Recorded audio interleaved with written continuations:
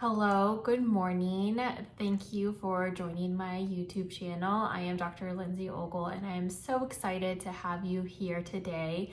I'm going to talk about a really important topic because this is something that is extremely common in the US population, and that is insulin resistance, prediabetes, and type 2 diabetes.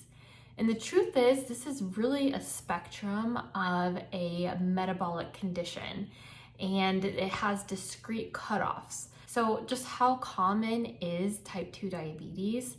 Well, according to the CDC, and this estimate was made in May of 2024, it is estimated that 37 million adults in the United States are living with type 2 diabetes. That's about 1 in 10 adults have type 2 diabetes. And the numbers are even higher for pre-diabetes. It is estimated that 98 million US adults are living with pre-diabetes. That's about 1 in 3 adults have pre-diabetes, which places these people at much higher risk of developing type 2 diabetes later on in life. And then there's a portion of people who have insulin resistance that's happening even before a diagnosis of prediabetes. So that's even more of the population that is having some metabolic disturbance that is affecting their health and how they feel on a day-to-day basis. What do I mean when I say insulin resistance? So insulin is a hormone that is released from the pancreas, and the pancreas is a organ that is in the upper mid section of our abdomen, of our belly, kind of right under the middle of our rib cage. And that hormone gets secreted, and the role of insulin is to tell our cells, or to help our cells collect the sugar that's in the blood, so then the cells can use that sugar for energy and can function as they need to help our body function properly.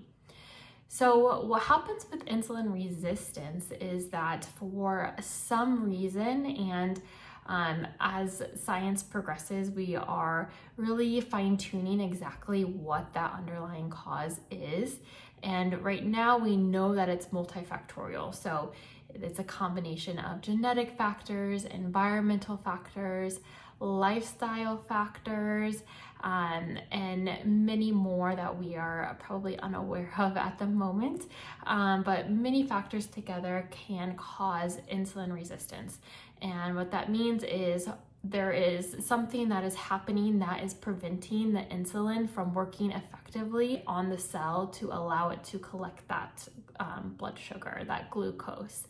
And so what ends up happening is, to overcome that insulin resistance, the pancreas releases more and more insulin to be able to offset the insulin resistance and maintain a normal blood sugar, which is important for our overall health.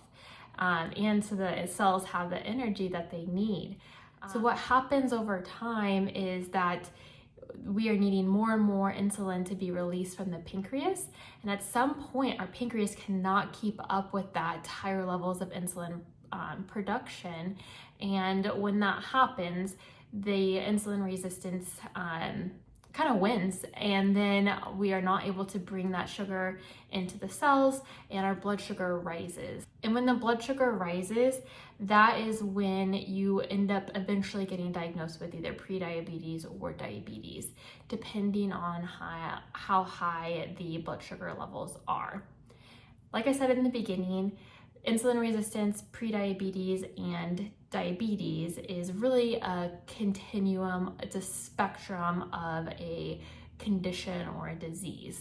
And we have these arbitrary cutoffs that have been created so we can categorize where someone is on that spectrum. And what we have decided as a medical community and a scientific community is that fasting blood sugar, so you have not ate or drank anything with calories in it for 8 hours.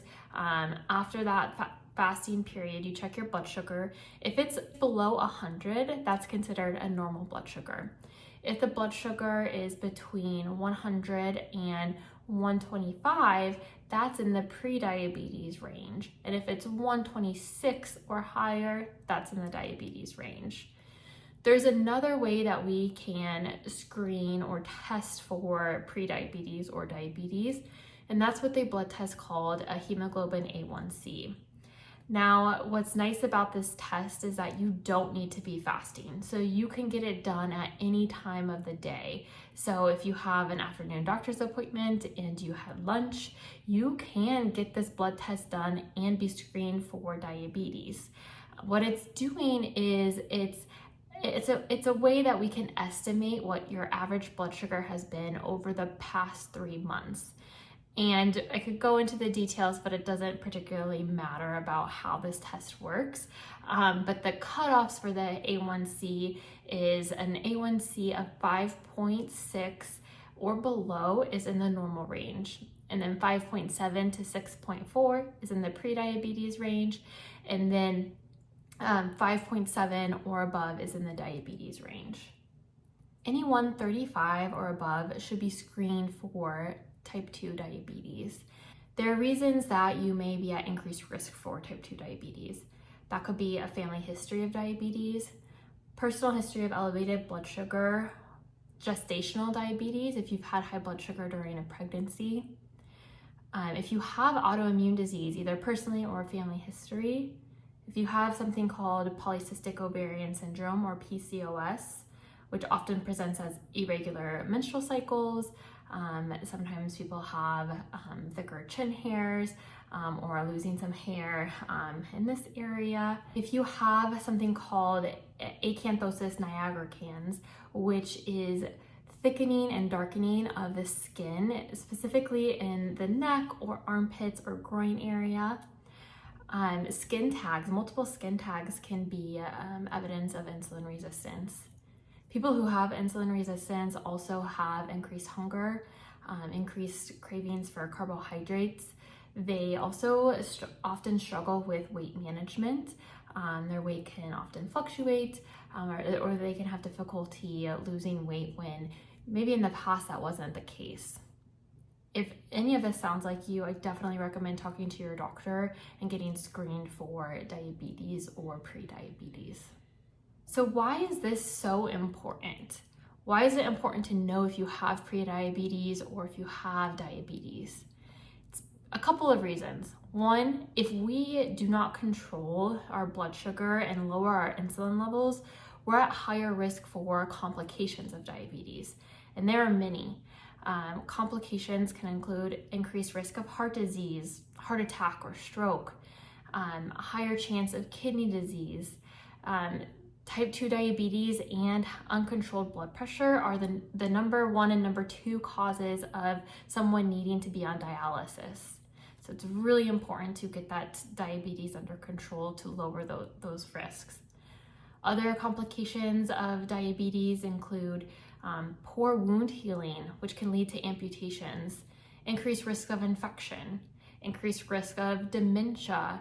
It can affect sexual function. It can affect our nerves and cause pain and numbness and tingling. It can cause gum disease. It can affect our vision and even cause blindness. It can cause something called gastroparesis, which is slowing of the stomach and can cause nausea and upset stomach.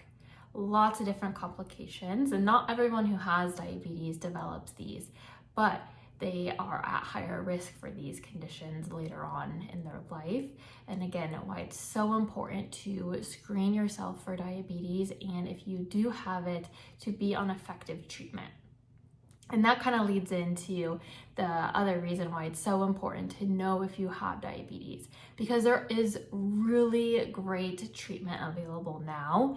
And it is much, much more and much better than what we've had in the past.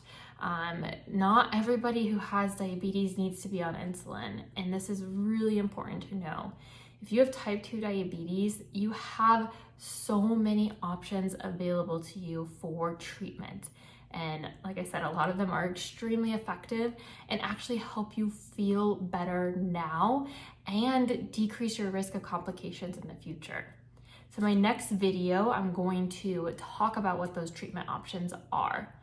But if you are worried about your diabetes risks, or if you know you have prediabetes or have a family history of diabetes and you want to know what you can do now to decrease your chances of developing diabetes in the future, then please check out my tips on how to prevent diabetes in the link below.